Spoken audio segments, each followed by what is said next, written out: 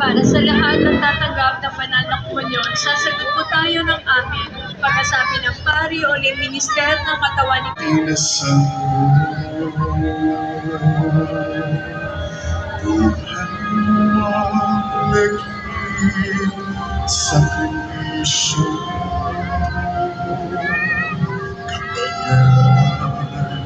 Kapayaran sa bawat susunod aming puso hanggang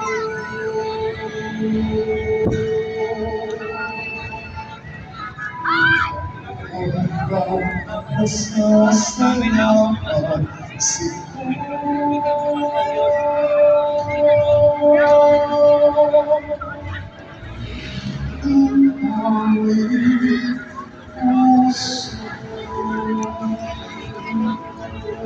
aming puso.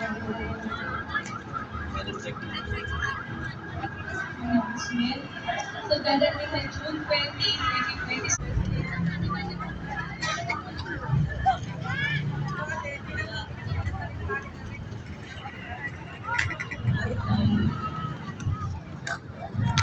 Magsigunod ang lahat para sa panalangin.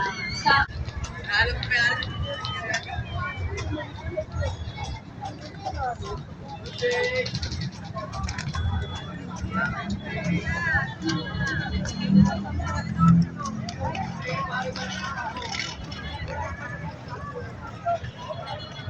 panalangin sa mahal na pong Jesus Nazareno.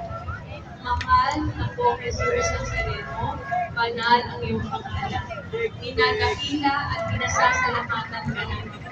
Nagpakababa ka at sumunod sa kalooban ng Ama.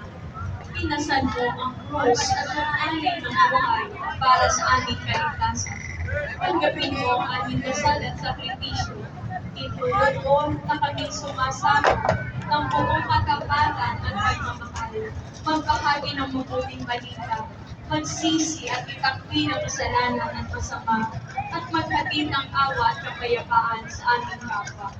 Ipinagkakatiwala namin sa iyo ang lahat-lahat sa amin.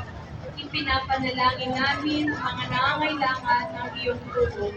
Ipinapaubayan namin sa iyo ang aming mga kahilingan.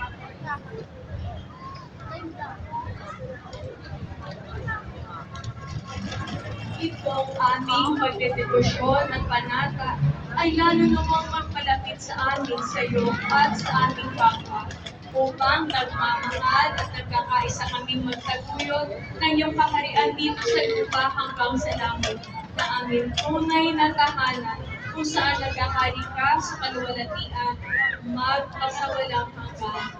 Magsitayo tayo.